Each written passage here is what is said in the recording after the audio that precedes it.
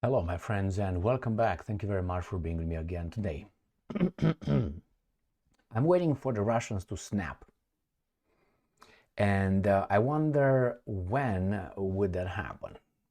I mean, I know people that would have snapped a long time ago, and I'm talking about snapping as a consequence of for instance, sanctions, weapons sent to Ukraine, all these things. I think Russia, in my assessment, could have snapped a long time ago. Maybe, let's say in March 2022, Russia could have just snapped. The first, how do you call it, javelin that was sent, that's a snap right there. But they didn't. And they took so many things, and they did not react in a decisive way. Let's put it mildly euphemistically. So what happens now? You know, the West, I don't think with legitimacy, frozen other countries just because they determined that. They said, you know what, we're going to freeze your assets here. I don't know, about 300 billion, more than $300 billion of the Russian Federation. And they say, well, that's not bad enough. They want to use it, the loot, to sponsor or to give it to Ukraine. Now, if that's not a snap moment for Russia, then I don't know what it is. Maybe a nuclear weapon dropped on Moscow. Could that be one, you think? I don't know. I mean, so imagine you're fighting this guy right here next door, your neighbor, and you have some guys from the neighborhood somewhere over there with nothing with you, not their friend, not their relatives. Just start giving this guy support, weapons, money, all that information, trainers, troops, I would guess. And they will start sanctioning me, telling me that I can't go and buy my groceries at that store. When I go over there to buy groceries, they say, sorry, Emil, you can't buy. I want to go and buy gas for my car. You can't buy here. I mean, and then they say, you know what, you have a bank account, a big one actually, with more than $300 billion. You know what, we're going to freeze it. They tell the bank has nothing to do with me or with this guy. And the bank says, yeah, we're going to do this. And then they say, not over that they're going to take your money, these guys, they're going to give it to your neighbor to fight you. What would you do? Remember, you can fuck everybody up. You can. You can. Very easily. Very easily. And they didn't. I don't know, I don't want to fall on the other side of the fence where I start thinking that actually this could be something really way, way out of grasp for how much we can really accept. You know, a big lie is works because it's a big lie, and that because it is so impossible for us to accept that, yeah, man, that's a lie. You can't, it's so outrageous that you take it as real because you can't possibly accept that it's possible. That's how the big lies are. And repeat it over and over again. Like right now, if someone would tell you, I'm just saying, I'm not saying that's true, man, these guys are talked, man. Putin and the Americans are talked, they are just doing all this garbage in Ukraine because it's something above them. Oh my God, Emil. Oh, how can you even ask this question? Well, that's how the big lies are formed. You can't even comprehend this kind of impossibility. You're crazy. So I don't know, my friends, if Russia doesn't snap right now, when will it snap? Do you think it can't? We're going to discuss that. Let me show you. And it's not the United States of America. The United States of America pushes these idiots, the European Unions, to be smacked. They push them forward to destroy their own lives and take over and bring a new Marshall Plan. Is United States and Russia doing something to these idiots in European Union? What's going on here? All right, let's read. EU Foreign Minister says EU countries have agreed on use of Russian frozen assets. So they agreed on how to use them. It's not that they loot them. They're going to use them. This is a Spanish politician, Josep Borrell. This article is from January 22nd, 2024. He's not very smart. That's why he's where he's at. That's the consequence of being yes, but don't think another step forward. EU foreign minister, unelected, appointed by these guys over there to represent Europe foreign policy.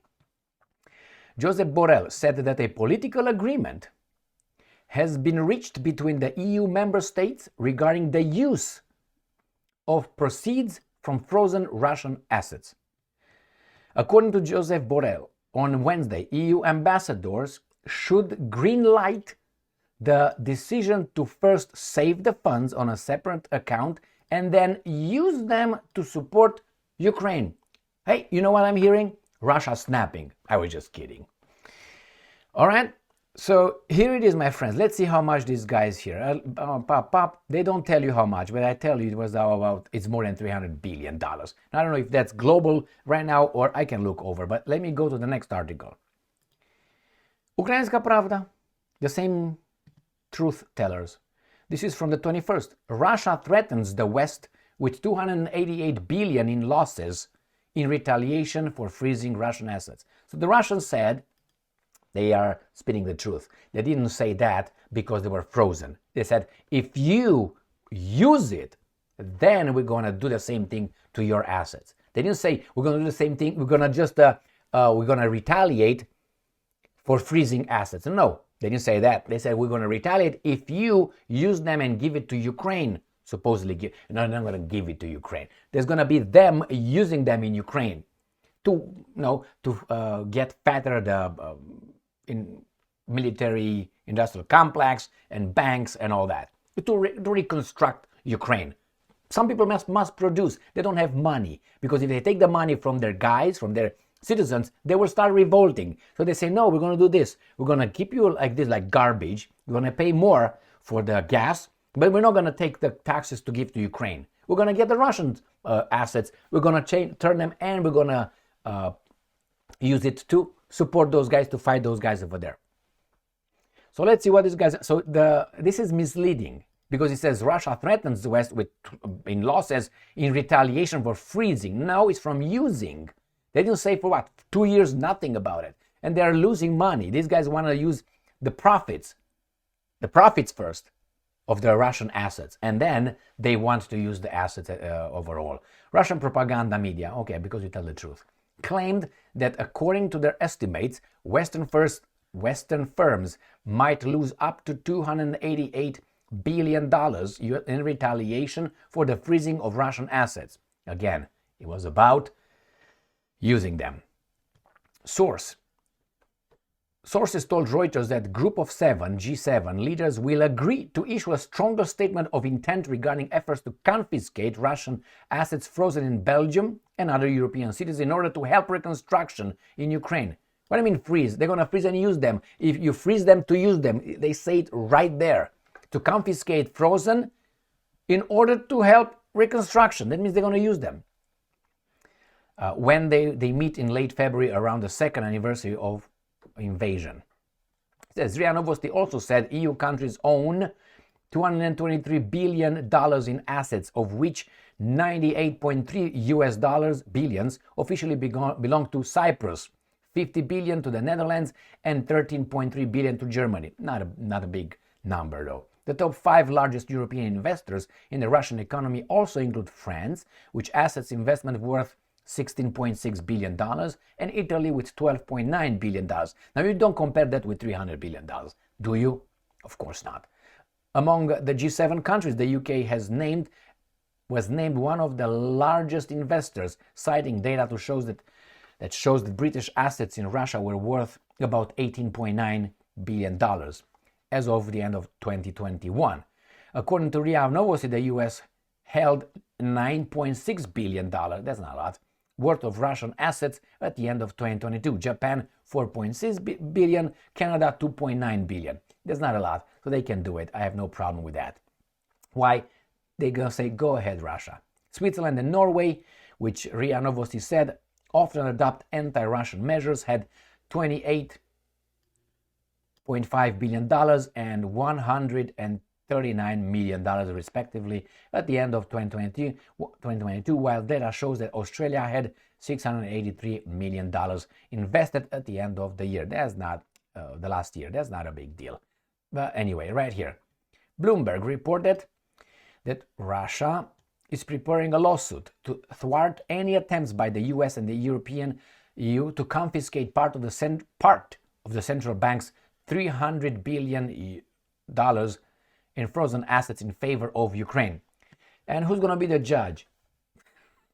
Who's going to be the judge? The same guy? United Nations will be the judge? I don't think so. They're going to come with something. These are going to be the ones who are going to determine. Well, what do you want, my friends? This is how things work in real life. So what the Russians can do? Well, what about, giving a hint, and after a hint, really following through with a hint? I guarantee you the Western countries will be stopped in their track. But they don't do that. Well, then you have these guys pushing further and further and further. How is it possible?